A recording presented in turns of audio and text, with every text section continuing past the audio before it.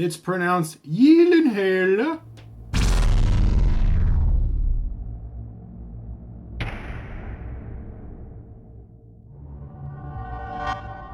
Hey everybody.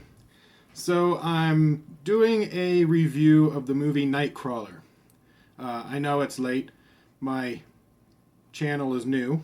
But this is part of my brother's section called Degree of Disagree.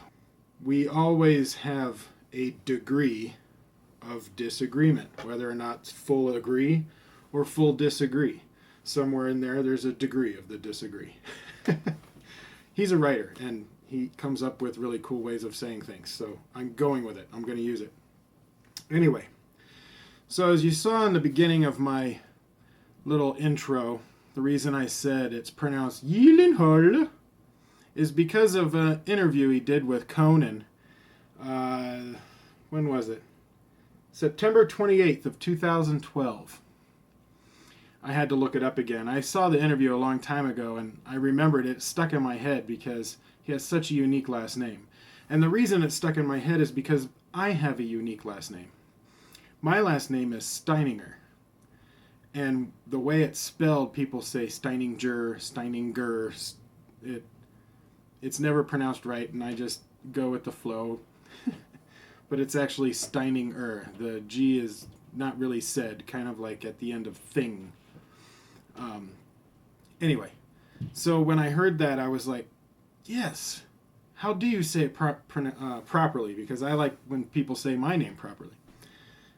Not that I require it, it's cool when someone does.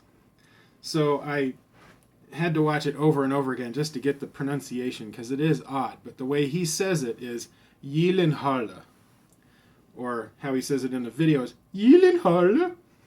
But I'm not going to walk up to him one day and go, hey Jake Gyllenhaal. I'm not going to, I don't know if I would come off as weird and it would sound odd. But Jake Gyllenhaal, I can say it that way. I hope that's correct also. Anyway, moving on to the review. So this movie is written and directed by Dan Gilroy. It's his directing debut. He has a story credit on the movie Real Steel, and he has screenplay credits on The Bourne Legacy and The Fall. But other than that, he hasn't done too much.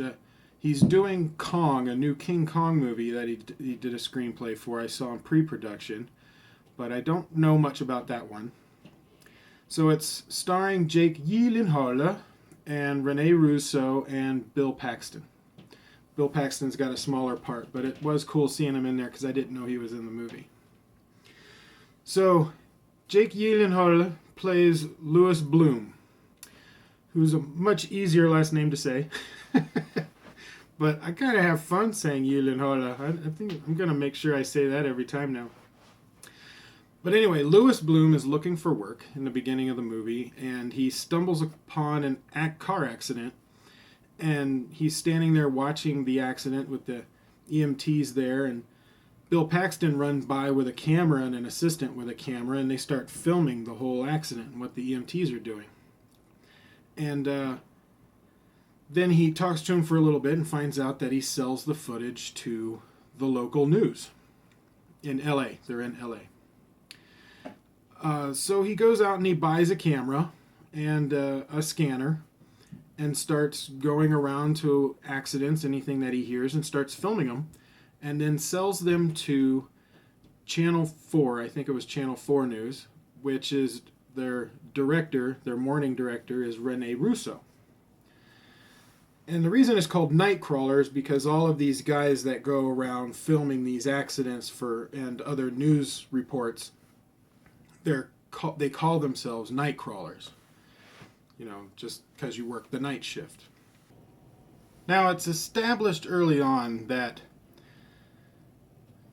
Louis Bloom, has a psychosis of some kind, whether it be he's a psychopath or a sociopath, maybe a mix of both. I think most psychopaths are sociopaths, but they establish it right at the beginning on the first scene. He's caught by a guard being in an area that he's not supposed to be in. The guard questions him, and he starts to act, pleasant, like, oh, I'm so sorry, and then all of a sudden lashes out, beats the guy up, and then you see him has his watch. So they establish right away that there's something wrong with him, which is really good because that sets the tone for the rest of the movie. You don't have to go and explain that anymore. You did it very quick, you got it out of the way. We know who the character is, so anything he does from this point on, we're going to accept because of that. So I thought it was a very good establishing moment for the character and saved a lot of time. He does pretend to be social, but not very well. And most people that have those kind of mental problems have the same thing. They're not quite sure how to be social, so they copy other people that they think are social. But when in their way of copying it, it just doesn't come off right. You can see that a lot in American Psycho. Christian Bale's character did that a lot. A lot of the movie was him talking about, narrating to himself about, like the business card and all these things that he thought were really important in the social aspect, and then he would get obsessed about it. Or another one would be Dexter. Dexter did that a lot also, and he would actually narrate to himself too that this is what he thought they would want to hear. So his character never breaks.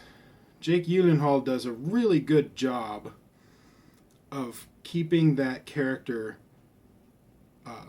exact. Every time we see him on screen, we don't question it. He blends in. He becomes that character. I don't see Jake anymore. I see Lewis. He does a very good job at that. One of the little things I did notice in the background near the beginning, he's sewing something, and he's watching the news, but also on TV was The Court Jester. I love that movie. It's an old movie, has Danny Kaye. It is hilarious. I should probably do a review on it. I suggest people go watch it. But seeing that scene on the TV in the background, I was like, yes! I love that movie! But people don't talk about it, so I wanted to mention it. Go watch The Court Jester with Danny Kaye. It's a really good movie. So the character has OCD. He's very intelligent, very detail-oriented. And you could feel through as the movie goes that he could easily become a serial killer. But he doesn't feel the need for violence. He's desensitized to it. It doesn't affect him. He has no sympathy, no empathy towards others. He seems to have very little patience, but you can really see how much restraint he has. And he knows he needs to get what he wants, but he has to be restrained about it to be able to pull it off. Most psychopaths don't have that. They don't have that restraint. So that's why I go more towards sociopath. A psychopath would just flip out and kill the person. They wouldn't have too much restraint. But you can really see how much restraint he has. Now, a lot of people talk about the moments where he explodes. Well, he's got to restrain himself a lot before he gets to the point where he actually explodes. So he doesn't blow up right away. And he only does it because people are not listening to the details. He's trying to hammer in these details, and they're very important to him. His assistant is... at first was a little annoying. He's very, very shy and submissive. But as the movie progressed, I think his character added a lot to the scenes because he's very nervous and very fearful, which is totally understandable in the situation this guy is in. But it increases the tension of the scenes because you're along with that assistant. That audience doesn't relate well with Louis Bloom, but they would relate very well with the nervous guy that's afraid of doing some of these illegal things. Spoiler alert, in case you haven't watched the movie. 3, 2, 1. The assistant dies. And the way the assistant dies is they had an argument. He let it go. And then when they got to an accident, it was this thrilling car chase. They're chasing down the bad guys behind the police cars, filming the whole thing. Accident ensues.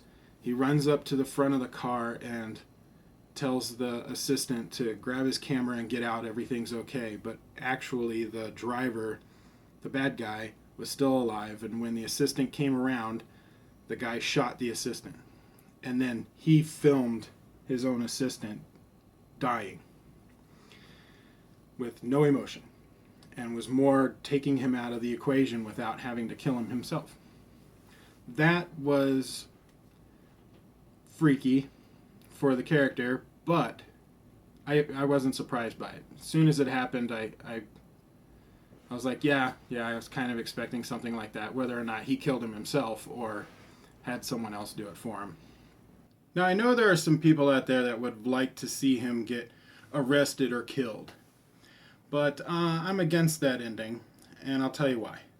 If his character gets arrested, then the people leave the theater thinking, oh yeah, there's people like that out there, but they're eventually going to get caught.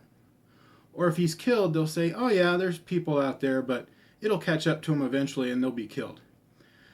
But if he succeeds, then they leave the theater going, wow, there's people out there and it's possible they're still out there. It adds to the creepiness of the whole movie and continues the tone. If you change the ending, then the tone of the entire film would change. So I really like the ending because there are people like that out there. And not all of them get caught or killed. So that's my little review. What did you guys think? Have you seen the movie? Did you like it? Did you not? Comment below, let's discuss. And if you like this video, like, share, subscribe, tell your friends, and I will see you guys on the next video.